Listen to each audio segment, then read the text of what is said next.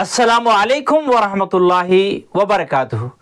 దీని యొక్క అర్థం ఏంటంటే, సకల లోకాలకు సృష్టికర్త అయినటువంటి ఆ దైవం యొక్క అల్లా యొక్క శాంతి శుభాలు దీవెనలు మీ అందరి జీవితాల్లో వర్షించుగాక, మీరందరూ చల్లగా ఉండుగాక అని అర్థం.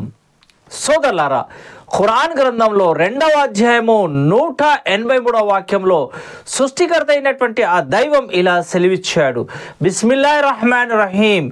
యా అయ్యుహల్లదీన ఆమను కుతిబ అలైకుముస్ సియాము కమా కుతిబ అలల్లదీన మిన్ కబ్లికుం లఅల్లకుం తత్తఖూన్.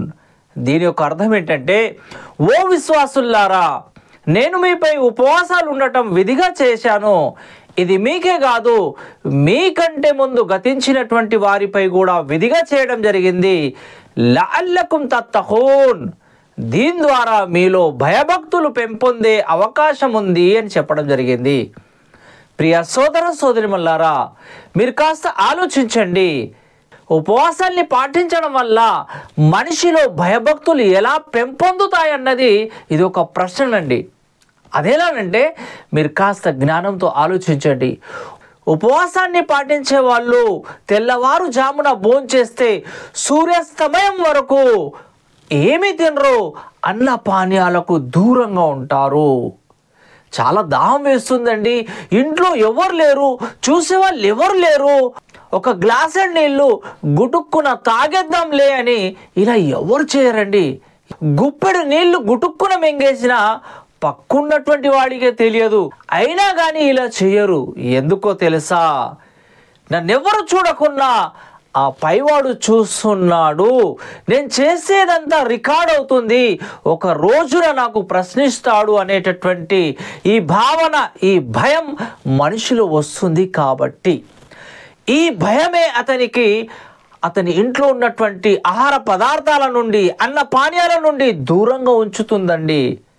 దైవం కోరుకునేది కూడా ఇదేనండి.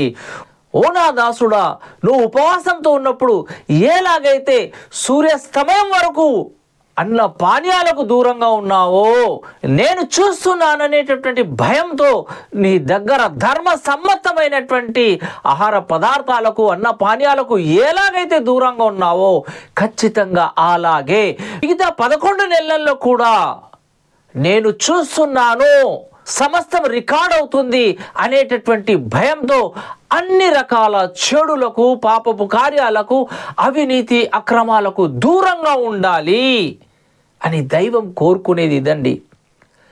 తల్లిదండ్రుల్ని హింసించేటటువంటి వ్యక్తి ఉపవాసాన్ని పాటిస్తే తల్లిదండ్రుల యొక్క అవసరాల్ని తీర్చేవాడిగా, తల్లిదండ్రుల్ని ప్రేమించేవాడిగా మారిపోవాలి.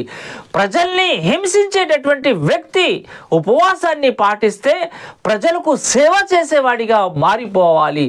అవినీతి అక్రమాలకు పాల్పడేటటువంటి వ్యక్తి ఉపవాసాన్ని పాటిస్తే నిజాయితీపరుడిగా మారిపోవాలి.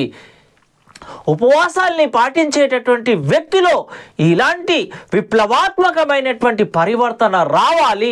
మనిషి ఒక మంచి మనిషిగా, మహనీయుడుగా మారాలన్నదే ఉపవాసం యొక్క ముఖ్య ఉద్దేశం అండి.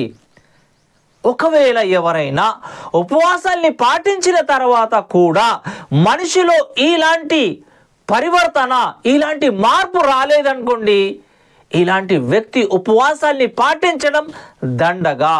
ఇలాంటి వ్యక్తికి ఆకలి దప్పికలు తప్ప మరేమీ లభించవని ప్రవక్త ముహమ్మద్ సల్లల్లాహు అలైహి వసల్లం వారు అన్నారండి.